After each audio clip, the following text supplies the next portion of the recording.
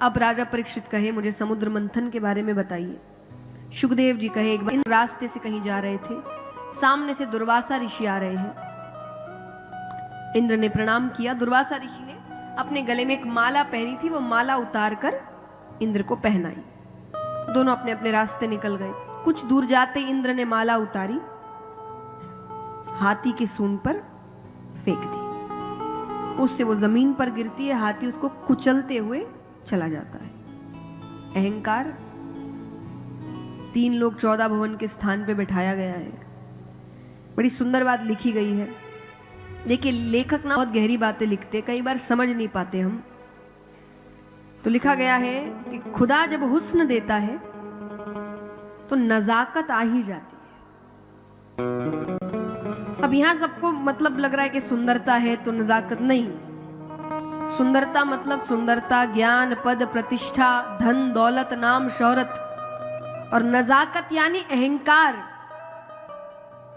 तो जब ये मिलेगा तो अहंकार आ ही जाता है। एक बार के लिए तो बुद्धि घूमती है, बहुत बिरले ही होते जिनकी बुद्धि नहीं घूमती। तो उसने माला फेंक दी। उसी रास्ते से दुर्वासा ऋषि वापस आ रहे हैं कि अपनी माला पहचान। उन्हें बड़ा क्रोध आया। उन्होंने श्राप दिया कि जिस 3 लोग 14 भुवन का तुम्हें इतना अहंकार है ना, मैं श्राप देता हूं तुमसे छीन लिया जाएगा। अब दैत्यों के गुरु है, क्या नाम है उनका? शुक्राचार्य जी। ये हमारे मोहल्ले में ऐसे अंग होती है, उनका काम ही है। उनसे पूछ लो किसके घर में क्या चल रहा है, उनको सब पता है। हाँ कि ना? जैसे आप हंस रहे हैं, आपके दिमाग में एक चेहरा आ गया है।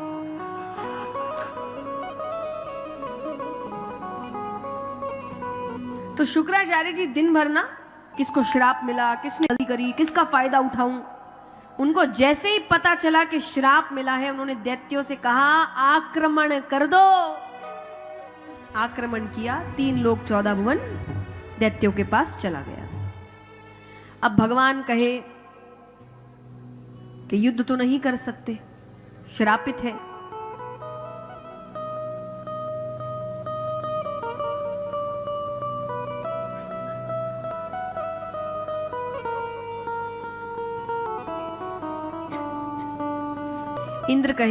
इंद्र श्रापित है। भगवान कहे युद्ध तो नहीं कर सकते, तो क्या करे? काम करो, दैत्यों से जाकर कहो कि समुद्र मंथन करते हैं, अमृत निकलेगा, जो योग्य होगा वो अमृत ग्रहण कर लेगा।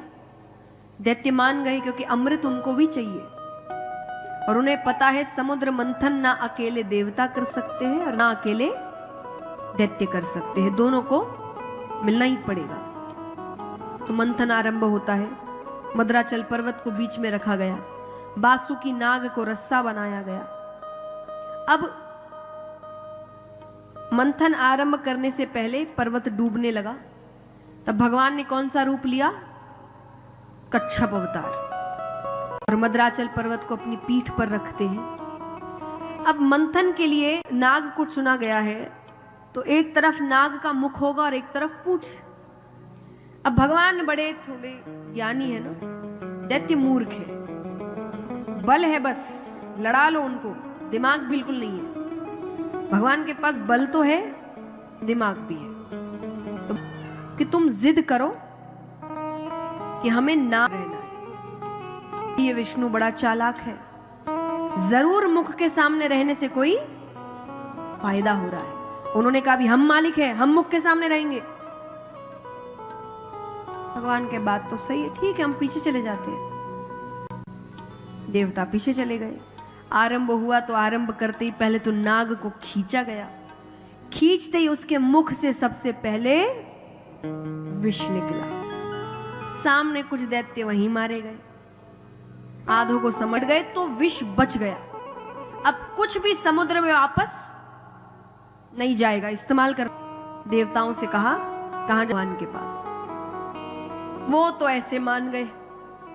पार्वती जी को बात अच्छी नहीं लगी। उन्होंने कहा नहीं, ये देवता बड़े चालाक हैं, अमृत खुद ग्रहण करेंगे, विष आपको दे रहे हैं, आपको कुछ हो गया तो? भोले बाबा कहे अब जग कल्याण के लिए हो भी गया तो कोई बात नहीं। माता समझ गई ऐसे तो ये समझने वाले, देखिए भोले बाबा बहुत सच में बहुत भोले हैं, तो ये भोले पर कभी कभी माता भी उठाती थी। तो माता ने उनसे कहा कि अच्छा एक बात बताइए, आपके शरीर में मेरा स्थान कहाँ है, मैं कहाँ रहती हूँ? बोले विष तो गले से हृदय में भी उतरेगा, हो जाएगी, आप पर पत्नी हत्या का कलंक लगेगा।